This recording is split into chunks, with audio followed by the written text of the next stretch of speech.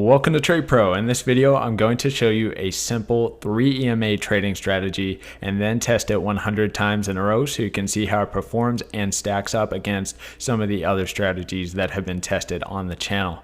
Now, this one is one of the more simple strategies that all you need is a 200 period EMA, a 50 period EMA, and a 20 period EMA.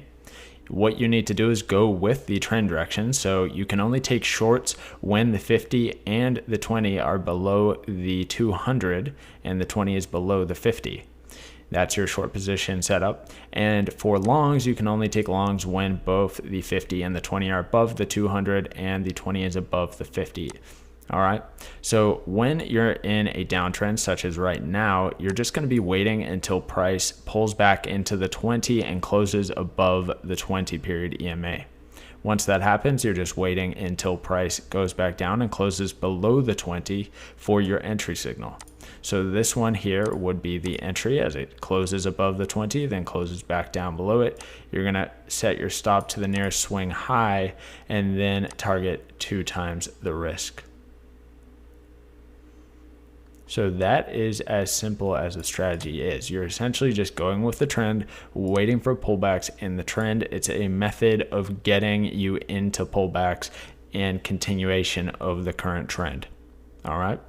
So there's not too much more I really need to explain about this strategy.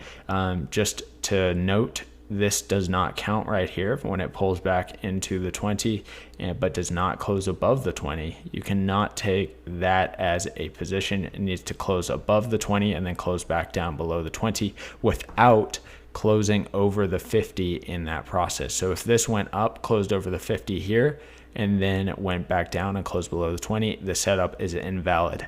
All right. So it has to stay below that 50. It can only wick over the 50, but it cannot close above the 50. All right. So I think that's really all I need to explain about it. Pretty quick explanation on this one. I'm going to do the 100 tests and see how this performs and see if there's anything we can do that would improve the results.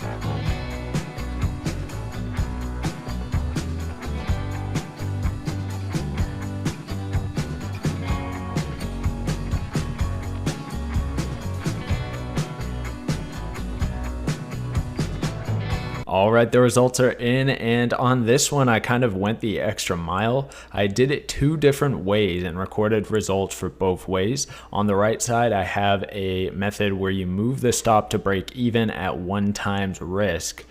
And on the left, it's just a strict 1-to-2 risk reward ratio, no moving of the stop loss. So let's start on the left side and go over the results here.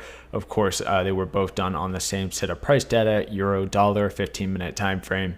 And it took 3 months of price data for this one to reach the 100 trades. There were 42 winners, 58 losses. Most lost in a row was 5, and the most won in a row was 4. The gain on the account, 26%. So pretty good results, not bad at all. And then on the one where I moved the stop to break even at 1 times risk, obviously same set of price data, but it did reach the 100 trades faster than this one, because sometimes you would get stopped out of break even while this one is still in a trade waiting to hit its target or get stopped out. This one will get another signal to enter because you're already out of the trade, so you could enter another signal. So hopefully you know what I'm saying there, but this one gets more signals in the same amount of time because you get stopped out of break even and then can look for another setup. So there were 35 winners, 22 break even. and then 43 losses. The most lost in a row was 4, and the most break even in a row was 3. Most wins in a row was 4. The gain on the account was 27%, so it's basically the exact same thing for the gain on the account. I'd probably rather be trading this one, just because when you have 35 plus 22, so we got 57 trades where you're not losing money or you're making money. On this one, you lose money 58 times out of 100. So, it kind of feels like you have a 57% win rate trading this one. This one, you have a 42% win rate. So kind of just feels a bit better to trade this one, has a less of a drawdown. And, the gain on the account was essentially the same thing.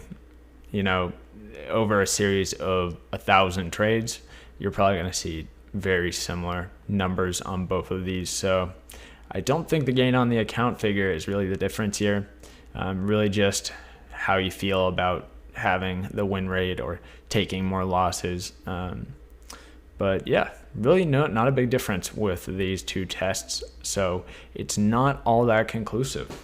But anyway, hope you guys enjoyed this video. I'm going to pop this up on the spreadsheet so we can compare it to some other strategies, and then I'll call it a night. Thank you guys. All right, so here it is on the spreadsheet. It's fallen right in the middle of the spreadsheet. So 48 tests done so far, falls at spot number 23, tying with 24, 25, and 26 at 26% gain on the account. And if you want to improve this strategy, there's not all that much you can do other than mess with the risk reward ratio, mess with how you're placing the stop loss, mess with what you're doing with the stop loss after the trade's entered, like moving it to break even or moving the stop loss closer to your entry, or doing a trailing stop. You can mess around with those types of things, but once you do much more than that, this thing is so simple that you're going to end up just changing the entire strategy if you add too much to it. But maybe you can put in an indicator that gives you the entry instead of the close below the line, and that close below the 20 could be another condition that needs to be met for the indicator cross to be valid or something along those lines. I'm just thinking off the top of my head here, but anyway, hope you guys enjoyed the video. I really appreciate everyone. If you're interested in the Patreon, what I have is a special 30-minute video that kind of tells you how to greatly improve the top strategy. So how I trade with hidden divergence. I go into all the tips and tricks and my quote unquote secrets to trading and improving your results. So that is kind of the little incentive extra that you get in the Patreon. Other than that, you can just ask me questions and give me ideas that you want to see in videos, and just support me if you're enjoying the content that I've been putting out.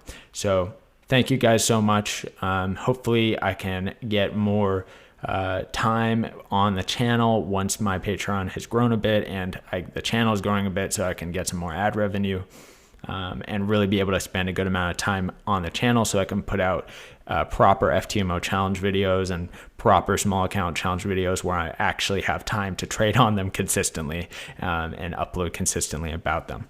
Yeah, so I think that's it. Hope you guys have a great night. Appreciate ya.